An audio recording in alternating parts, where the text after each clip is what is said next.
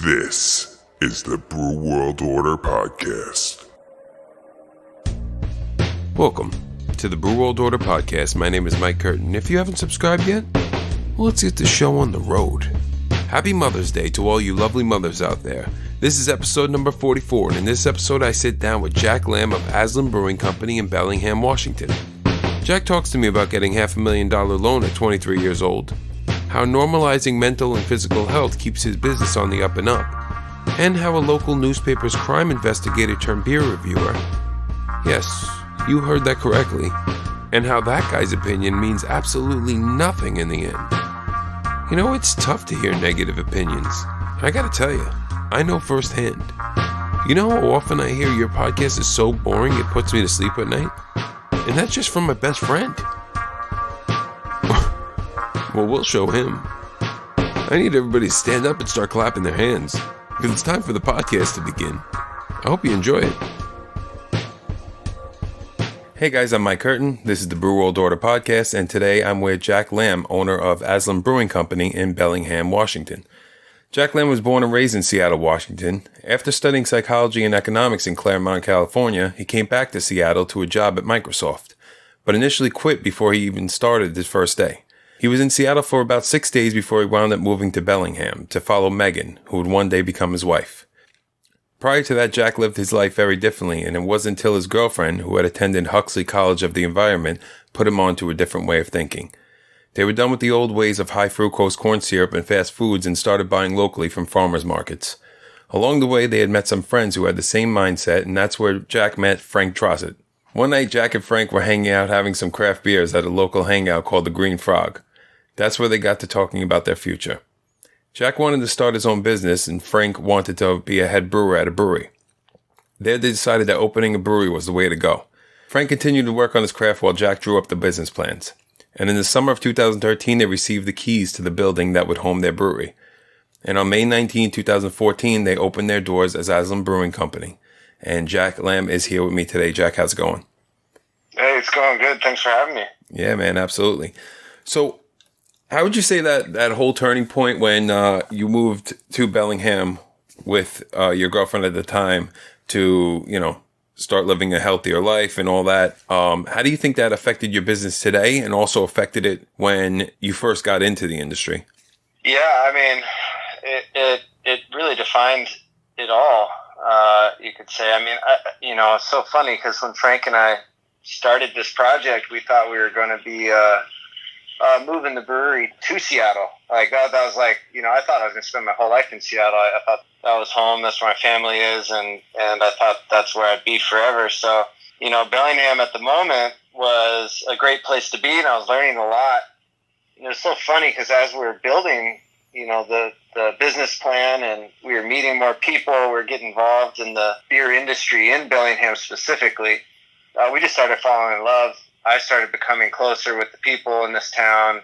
I started loving this town. I started seeing Seattle change. And, this town cares about local, independent craft, and they care what they're putting in their bodies. So, when we're designing this, I'd say Bellingham, truly defined what Aslen Brewing Company is. And I'm really, really grateful for that because we all know Seattle's a progressive place, but right. Bellingham makes it look pretty corporate. So having a business that can grow from good roots and still, maintain good strength and a business model, I think is something I can attribute to this town. Right. So the name Aslen is Turkish for lion, correct? Mm-hmm. Right. Yeah, and like Romanian and like it's actually found in so many of those cultures, some different version of it for sure. What brought you guys to that name? Yeah, so, it was a placeholder. That name actually was, we just had to create an LLC and, I asked Frank to come up with the name and thought it would be wise to have your head brewer, be connected to the brand. And he said he kept having this dream about a lion, grabbing his ankle as he's trying to, get somewhere or jump somewhere. I don't know what it was. And so he started looking up all, different words for the different inspirations for lion and, kind of mythical creatures and all that. And, Aslen starts with an A. It's quick. Of course, there's the most famous Aslen in Lion, Witch, and the Wardrobe and the whole Narnia series. But we then made it our goal to, when people hear the word Aslen, they think of organic beer instead of a book about a lion named Lion, Right. So, Right. Yeah, that's where that came from. And that stuck. Once we created this logo, though, I don't know if you've seen it, but Yes, I have. to me, we're really proud of that. And once we created that, it was like, well, I don't think there's any turning back. I think we created a monster here. Yeah, it's a solid logo. Very nice. Yeah. So during that whole process of opening your brewery, from the moment you guys came up with, having that beer and said, hey, let's open this brewery, and you called them the next day and whatever, from that moment to the moment you guys finally opened your door in, May 19th of 2014, what do you think was probably the most challenging part for you as a whole? Oh, we had never done any of this before. Right. Everything was the most challenging. It was insane. I had just gotten out of college. Frank was in construction management, so arguably the easiest thing for us was building the damn thing. And that's often a struggle for people.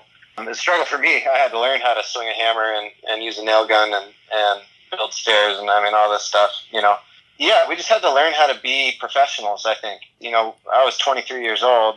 We were facing some serious numbers to look at. And when talking with people, we're creating careers here. I always say communication was always the hardest thing, especially when you're creating a full-on restaurant, right, well as a brewery. And then you want to wholesale that beer. You got 3 whole businesses basically within one. So communicating with each other was huge, and we were really close as friends. But even that had some of its drawbacks as well. So yeah, I guess just it being our first shot at this, it was an adventure every day for sure. Right. Yeah, communication is key. Always.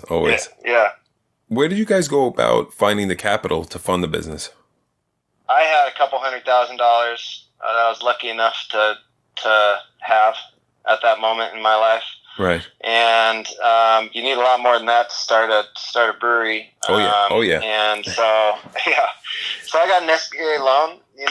SBA loans are rad, especially when they know that you're going to spend some of your own money, because you don't need to put any money down. It's for risky operations because it's half funded by the feds, half funded by your local bank. So I had to just go around town and pitch myself. And one thing that, I love about Bellingham, and again, what I learned is very valuable, is, I didn't go to any big bank. I went to only the small banks that only work within the state or even just the county. Okay. I found a bank called Whidbey Island Bank. Whidbey Island's one of the San Juan Islands out here, and it was a local bank. And this guy, John, he believed in us and literally signed my life away. I had to create life insurance and sign it away to them. I had to, be the guarantor on everything, and I spent every penny I had, and, the SBA covered the rest. And I remember it was like May 10th or something like that. We weren't really ready to open. We could, but we just ran out of money. I wish I had a lot more. I now have the lesson of telling people, go ahead and take your budget and triple it, and that'll make you feel, on your construction timeline, and double that. And right. That'll make you feel a lot better about everything. So we just opened out of necessity, and, from day one, we're just lying out the door, and we definitely got our butts handed to ourselves for a while. I think that taught us how to grind and how to show up every single day and really work to be better, because there was work to be done, and we didn't stop till that was accomplished. Right. Definitely a learning curve there. Yeah. But, this whole idea of local banks to me was huge. I couldn't check the boxes in these big banks, Right. And so it was really important to have someone who lived down the street, branch manager, the commercial loan manager, both live blocks away from this location, being like, well, I can see myself going there, we did this in town. And so, they took a risk, and I'll always thank them for that. I see him still in town every once in a while, and we laugh. And, he's like, I still can't believe I gave a 23-year-old, $500,000 here. But, we pulled it off. Hey, sometimes it just happens like that, works out. Yeah. What's something when you first opened that you never thought you were going to have to deal with? That's a good question, because I knew I was going to have to kind of see everything. I think I didn't think I would have to deal with so much heartache. Really? Yeah, I knew it'd be tough. I played football for 14 years and played in D3 in college, and I lost a lot. And I lost my brother in high school. I lost my aunt, my uncle, really early on.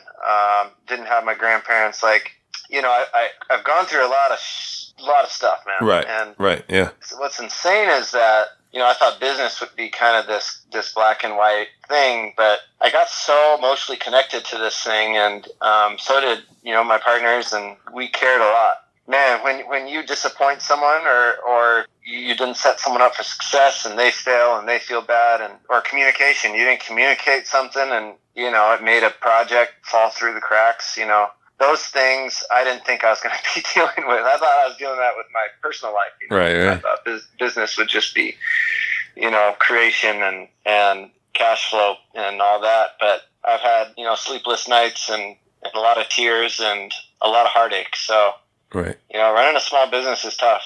I have that conversation when people ask, about advice. I'm like, well, consider first just working for somebody. Yeah, right. Get a job in a brewery first, right? Yeah, I haven't clocked out in 6 years. My honeymoon, I tried to, and that didn't work. So right. That's something I didn't see coming. So I mean, there's a lot of heartache involved. There you go. But on the opposite spectrum of that, how do you define success? And was there a defining moment for you that kind of stands out, that you were like, things are moving in the right direction? Yeah, so I think there's many worlds in that, right? Success in the traditional American sense. Right. We won our first award, our first handful of 5-star reviews. I mean, we won the best saison in the world at the World Beer Cup, the gold medal. It's amazing. I mean, that was these insane moments of like, we did it. Right. Yeah. But I would say success is a couple things. As a B Corp, we're a triple bottom line business here, which means we care about three bottom lines, and that's the people and the planet and the profit in that order, right? Right. The biggest success for me is actually when I see someone move on from Aslen and get a better job. Yeah. I've seen it. Yeah. Like, one of our first sales reps, was one of our first employees, and it was just an all-star, Jerry. I remember he gave me a call one spring day, and he was kind of teary-eyed on the other line and said, "Hey, man, I think I've been poached, but, I'm getting offered about 3 times as much as you could pay me." Right. And I'm like, and he's like, "I'm going to run the entire state of this other, beverage company and do this." And I was like, "You did it, dude. Like, right. You're moving up. Like, you did it, and you did it, through us." So, and he's like, thank you. And we've seen that growth through a lot. So to me, at the end of the day, it's about the people, right? And, right. Yeah. We have a lot of college kids here that come in as kids, and I'll call them that because they are goofy people, and they leave as professionals, right. And it's just beautiful to watch. So I see that as success. In the middle game, it's just about when you set a goal, you get it done. It doesn't have to be anything glorious, but if you said, hey, we want to create this new line of merch, have it done and out before Mother's Day. Well, when you pull those things off, it's like, oh, we did it. Like, no one is better than us. Like, we did it. Like, you couldn't have done it any better. Right, and right. I think that those small victories, you cannot go unnoticed because there's just so much, it's hard. So you got to celebrate those as well. So it kind of spreads all over, right? Right, yeah, for sure. Yeah. I think, I feel like with any job you come in, with no experience, and at some point you got to hope that people, it's like school, it's real life, and you're going to learn from what happens each and every day. I just hope you're one of those institutions that can, advance people, right? Yeah. And I think that reputation will always create a customer base and will create loyalty in your community. So, absolutely. Yeah. What do you think? What's a quality that you possess that makes you a good business owner? It's funny. I tell people all the time that, like, I'm not a very good businessman. Right. I'm a real good captain of a team. Okay. Going back to your football days. Oh yeah, I know. I do too many sports analogies. Some of my employees just crack up and make so much fun of me for it. But I'm a pushover, and it's hard for me not to give anyone a raise when they ask for it. So, Right. But a business person, I think it's because I listen, and I attempt to see everyone's perspective and to think as a benign leader, as somebody who's actually doing what is best for the greater good of your people. So, I've learned about balance with that, especially through COVID, about how, at some point you have to draw a line, or else you're going to just have no money to support anybody. Yeah, right. For sure. But, I think I was happy to have this massive growth in our first years to really listen to needs. I'll never put my foot down about, all right, I don't take any suggestions about what we need in the kitchen. Right. If someone's like, hey, it'd be a lot cooler if you put the steam table on the left side or something. It's like, let's try it. Right. Open-mindedness. Open mind. Yeah. And empowering people is the best way to run a business, because you can't do everything yourself. So I'd say maybe that's what has created the culture that has made my business succeed.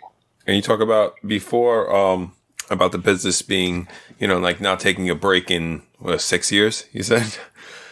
Yeah, I take plenty of breaks. Right. I said I've never have clocked off really, and right. I think 6 years I can kind of say that. Yeah. So how important is a mental break for you, and what does that look like? So that's great, and anyone getting onboarded in our company, I have a very serious conversation with them about work-life balance. That actually, if you're working 50 hours a week, that's not impressive to me. That means you're doing something wrong. Right. You don't come in being like, give me a raise. I just, work 60 hours a week doing this. And I'm like, you are totally missing the objective here. Because you need to take care of yourself. One, no human should be working, in my opinion, unless, you're building something. Everyone's got this extra fire within them, and, 40 hours doesn't exist. It becomes your life. Right. For sure. But yeah, if you're an employee somewhere, you have a life elsewhere. So what I would say to that about breaks and about mental health and physical health is it's a daily exercise. You have to work on it every single day. You can't, you burn yourself out one day, and that's just a terrible domino effect throughout your whole week. Yeah, wears you down. Wears you down. I see a therapist every other week. I encourage we have health insurance that helps cover that for our full-time employees, and I make it normal. I normalize mental health. We normalize physical health. It is literally part of our interview process of like, so how do you get your exercise? Right. How are you? Your brain needs your body to be good too. So of course, if we catch people down in those 24-ounce Red Bulls 2 in a row in the morning, you actually sit them down and you're like, all right, so let's talk about what that's doing to you right now. What's going on at home? Yeah. Yeah. Can we maybe switch to like yerba mate for a sec, or what do we got to do here? So yeah, right. To me, it's a daily exercise, and I think that's very reflective in Bellingham. Bellingham's one of the least obese cities in the nation. That's awesome, and it's because of the access to outdoors. And I biked to work today, and it's what we encourage people to do. So, yeah. It's a great thing. I think it's probably one of the most important things is health, and working out. Mm-hmm. But that's just me.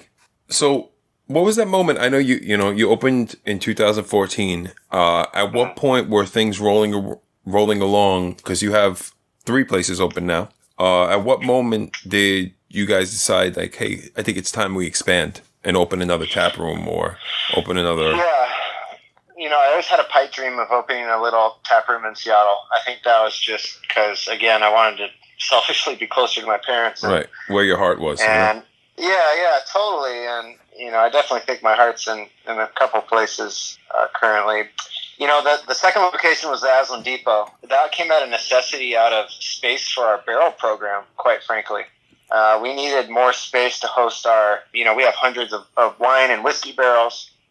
There are about 100 wine and whiskey barrels. And, as we were expanding the brewery up in the main location with all stainless tanks, you kind of, in the brewing world, you want to separate, the wild yeast with the clean beer, as they call it, stuff in the fermenters. And it's kind of wise to do it. It lowers your liability of cross-contamination, et cetera. Right. So it was kind of this thing of, our warehouse wasn't the right space, and it was getting filled up itself with the cooler and the dry storage and the cans and all that. And so this building is just a block away, opened up. And I remember my brewer's dad, who is our builder, and Don Tross, said this is if it wasn't for him, we wouldn't be open right now. He's built everything, helped me build every location I've done. He's the man.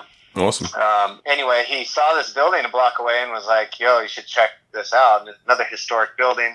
I'm all about restoring buildings. It's just what needs to happen in this world, reduce our waste here. And it's a historic building. It's huge, and, it's available, and it comes with this big parking lot. You can turn into a beer garden, and, it's all this stuff. And I was like, nah, man, it's an office building.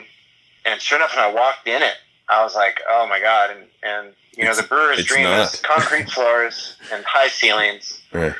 And as little posts as possible. And this building was all brick on the interior. It was beautiful, gorgeous, and it was industrial. Then I found out it was the old depot station in the 1920s that took people from Bellingham to Seattle to Olympia. Like, awesome. It was the bus stop, right. And there was like this historic element of like, oh my God. And so it all clicked. I kind of saw the whole building and was like, so that came out of need of space. And then I was like, screw it, let's put a bar in this. I mean, this building's huge, and maybe let's give the town something else. Our brew pub is very family friendly. It's a full on restaurant, and often there's, we have 7 high chairs, and there's oftentimes all 7 high chairs are being used, right? Well, that's great. Someone like me who, love the kids, right?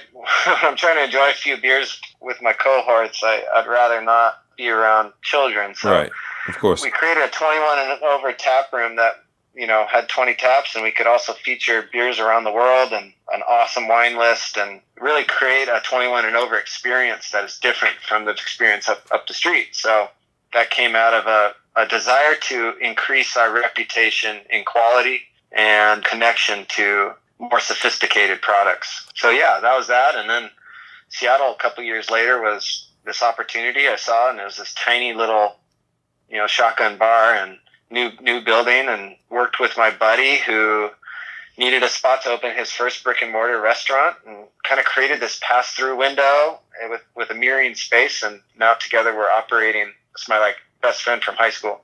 Awesome. Now very cool. I'm operating the tap room, and he's doing the food. So yeah, it just kind of came as a natural role. I think I'm done opening locations. Right. I think this is as big as I need Aslen to get in my eyes, but never say never, I guess. Right. The depot is just, like I said, it looks amazing, and I'll post pictures on podcast Instagram and showing it, because it's gorgeous. Yeah, I mean, gorgeous spot. That was my wife Megan. Right. Spent about 8-10 months collecting these Chesterfield couches, these Persian rugs, all these crazy lamps, and all this stuff. I had no idea where she was going with this, and then suddenly, when the whole space filled up with all this cool stuff, it just became this. People think it's a cigar lounge, like a cigar lounge, yeah. Then there's right, then there's wine barrels all around you, and it's so all cool. This fun glassware and beer. So yeah, pretty fun. So in the last 5 years, what would you say has been the biggest change in the brewing industry in your eyes? People's ability to get their beer out into the world. The shelf space, let's just, Whole Foods, which I know is all around the nation. That shelf at Whole Foods, 10 years ago had, 20 craft breweries on it, and it was all other domestic and all this other stuff. I mean, nowadays, every brewery is figuring out a way to get their, not every, but, most breweries are figuring out to get their product into distributable packages. Right. And that, to me, has been a massive change, because now you go to Whole Foods, at least ours, and there is well over 100 products of craft beer alone. And then you get your ciders, and then you get your, hard kombucha, you get your seltzers now that are, filling up the cooler more and more. And yeah, for sure. So yeah, I'd also say quality's going up. A lot's changed. A lot of sharing of information has gone around, and I think the average craft brewery is pretty good. There's always the exceptions, but I think quality's gone up and a lot of creativity. I think people are now realizing that every beer can't just be a good beer. It needs to have some kind of, story or flair or piece with it that either is good to stare at or makes you feel good about buying it or something. So, you can't just make beer to make beer anymore. You gotta have a reason. Have a little selling point. Yeah, for sure. Yeah. So what was your gateway beer into the craft beer world? Oh, that's a great question. And I do have it. It's New Belgium's La Folie. Okay. I don't know if you've ever had that. It's their dark sour. It's like they've been making it for decades.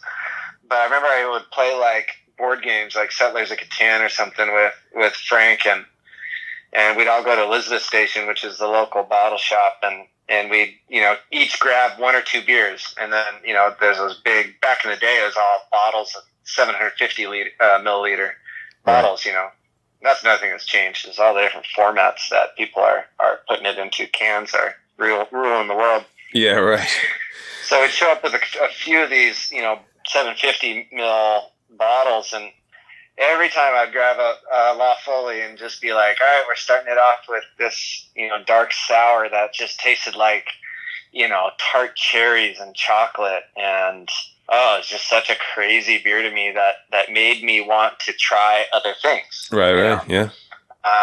So, I remember the first beer I ever ordered was a Hefeweizen because my dad ordered that all the time. And I was 21 and I went to the bar and I said, I'll have a Hefeweizen, the biggest one you could give me. I remember they gave me a liter of Hefeweizen. I was like, holy crap, This is a lot of Hefeweizen. This is a lot of beer. Yeah. So yeah, that's New Belgium, which still stands up today is one of my gateways for sure. Gotcha. Yeah. If someone had come to you and asked you for advice on opening their own place, what would you tell them? I'd say, as I said earlier, I would say, good on you. Think about working for someone else. Right. Think about taking another program to another level. And some people are not fulfilled by that. I always ask my employees, what's filling your cup right now? Does that fill your cup? What are you searching for? Are you searching for mastery? Are you searching for appreciation? Are you searching for a team? Are you searching for money? What are you searching for? If you're going to start a brewery, you better not be searching for money. I'll tell you that. Cause that's going to be really hard to accomplish. Yeah. And if you want to, I'll tell you how. And it's not necessarily our way. We're basically a glorified, nonprofit here. Right. Again, that triple bottom line really does matter to me, where so long as we're breaking even, we're succeeding here. So, I'd say do something different. I would also say, consider just being your neighborhood brewery. Consider your quality of life. Only open 3 days a week. How about that? Yeah. Start small. Think about the 7,000 people closest to your tap room and do everything for them. That's actually probably how you have the least stress and probably the most money at the end of the day. We proved that growing doesn't necessarily mean, more profits. It does mean you can reach more and kind of use your leverage more to create more call to action and potentially raise more awareness or funds for a nonprofit. I mean, there's all those things that you can attribute a larger brewery to, but I'd say keep it small. Right. I think there's a lot of value and charm in a neighborhood pub. Right. Look inward before trying to sell outward. Do you want to be a total psycho like me at times and managing 110 people? Like it's tough, Yeah. Or For how sure. nice would it be if you had two brewers, one taproom manager, and then you and this person kind of ran the floor 3 days a week. Sounds pretty sweet to me. Right, yeah. So, yeah. So, happen to have a funny story for us? I do. I know you asked me to prepare one. Yeah. And this one, I don't know how funny it is, but it's funny to me now. And it definitely was not funny at the time. Most of them aren't funny in the moment. So Yeah. So this is actually an extremely cruel story for us. But anyway, it's funny for me now. When we opened, we were technically the fourth brewery in Bellingham to open. Now there's over a dozen. right. There's a lot of allegiance to these other breweries that had been open for a few years, and people are really scared about Aslen. That's just, who are these guys that they just write a check to get this thing open? Like, I heard they opened from illegal pot money and like all this stuff. I mean, it was just because people had no idea, like, just because it came down to looking really clean and, a beautiful tap room with all this, just looked different, right? And right. It's different than what Bellingham knew. So there was this beer review writer at the Bellingham Herald. And now Bellingham Herald never had a beer review writer until we opened. Of course. And it was us and Wander Brewing opened within weeks of each other. And so now suddenly, Bellingham was even more of a beer town. 2 new breweries. Beer is the talk of the town. Let's get a beer writer. Well, they assigned their crime investigative writer as their beer reviewer because maybe he said he likes beer or something, right? So now this guy is writing beer reviews for beers in town as the only reviewer of Bellingham beers, to be read and seen by the entire town, right? By the Bellingham Herald. So like these reviews started coming out, and you're just like, whoa, like. This guy's kind of like all over the place, like giving an A, a C to someone, and a B, like, he's not kind of being the diplomatic approach of kind of being like, oh, the lowest I'll give is a B minus because, we want to promote these businesses. So this was 3-4 months into us opening, and we were going to brew the first, we brewed a beer called Disco Lemonade, which is a Berliner Weiss, which is a tart sour beer.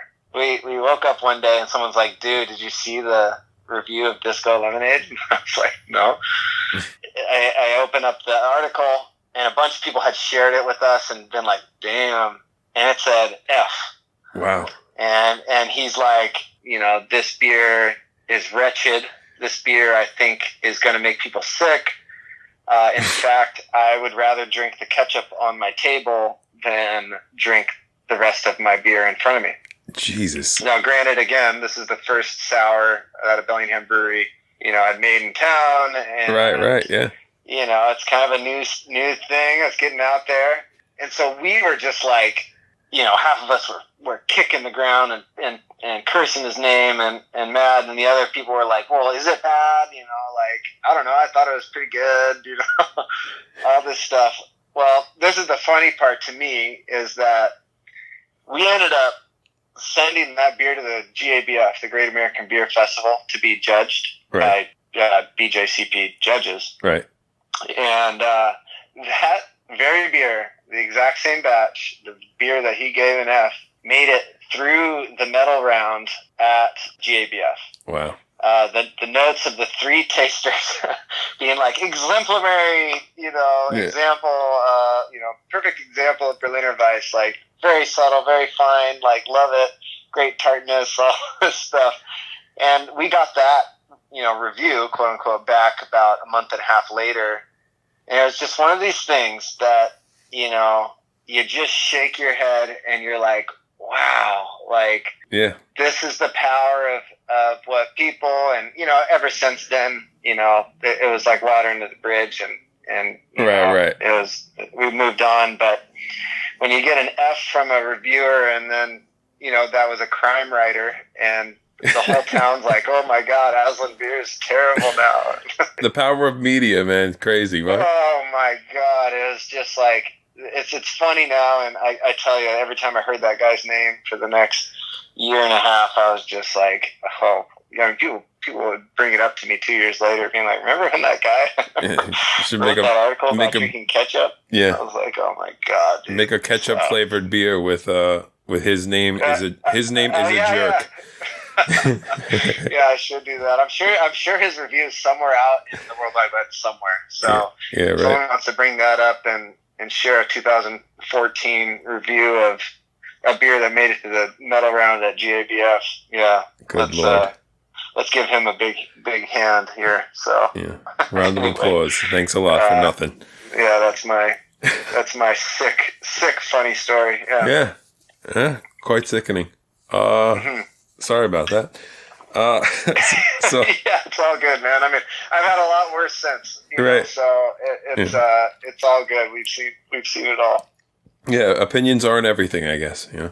No, yeah. Don't. One advice I'd always give people is, who own businesses, don't read Yelp reviews before you go to bed. Yeah. Yeah. You'll be rolling around all night. I stopped that after the first year. It was just like, oh man. Yeah. I mean, if 400 people all give you 1 star, then you're doing something wrong. Yeah, of course. Boy, let me tell you don't let those guys get you down. Shoot. For sure. So I have a little segment called Quick Fire 5. 5 quick questions, beer related. You ready? Yeah, I'm ready. All right. One of your beers that you'd recommend someone try? Our lagers. I think they're fantastic. I think lager is the past, the present, and the future. It's the brewer's beer, and we have a fantastic program. Not to talk down our hazy IPAs, which pay the bills and win awards, but I always point people to our lagers. Very proud of them. Lagers are the way to go. Okay. Favorite brewery other than your own? Otherlands Brewery. They just opened this during the pandemic. They're just down the street, and this is the example of the neighborhood brewery that I'm talking about. And they killed it, and they still kill it. They have 5-6 beers on tap. Old, traditional lagers, a beautiful, bright, hazy IPA. He has an awesome dark Czech lager right now on tap. And then they just do simple, awesome food. It's everything. Otherlands Brewery, Ben and Carolina down there are just killing it. Awesome. Favorite style of beer? Lager. Lager. I would say, more specifically in that, I would say Helles. Helles, okay, yeah. Yeah, Helles, yeah. And on the right day, it would be a Rauch beer, to be honest. I went to Bamberg, Germany, and had got to experience true Rauch beer, smoked beer, which tastes like a campfire in a glass. Yes, I've had one before. Yeah. Very interesting. Very interesting. You want to drink. Barrel aged, imperial, or both? Oh, man. Barrel aged. Barrel aged. I drink beer just as fast, no matter what. Yeah, me too. So put too much imperial in front of me, I'm gonna be out. Yeah, and then you got to switch to water real quick. Oh yeah. You have 1 keg of beer to hold you over for a 2-week quarantine. What beer are you choosing? Chestnut Pilsner. Local legend Will Kemper, who's started the first craft brewery west of the Mississippi that isn't Anchor Steam. Out here on Bainbridge Island, ended up opening a brewery in I think 2008 or something, 2005 in Bellingham, and he is the most award-winning lager brewery I think in the nation. He has to be. He wins 6, a minimum of 4 GABF or World Beer Cups a year. Phenomenal. And their Pilsner is the finest Pilsner around. So I would love a keg of that right now. Gotcha. Well, Jack, that's all I got for you, man. Oh, yeah. Well, thank you so much. Yeah. Let me know if you're ever up in the Northwest and pull out the red carpet for you. Yeah, I would love to visit, do a little hiking up there. It's a lot of beautiful stuff. Yeah. I'm Mike Curtin for the Brew World Order podcast with Jack Lamb of Aslen Brewing Company in Bellingham, Washington. Thank you, man. Hey, thank you. Hey, guys, thank you so much for listening to my interview with Jack Lamb of Aslen Brewing Company in Bellingham, Washington. Whether you're passing through, you live in the area, or just visiting a friend nearby, you should definitely check him out. Also, give him a follow on social media while you're at it. Every other Sunday, I'll be releasing a new episode, so subscribe, and you'll never miss one. Also, check us out on social media for updates on the podcast. I'm Mike Curtin for the Brew World Order podcast. You stay safe out there.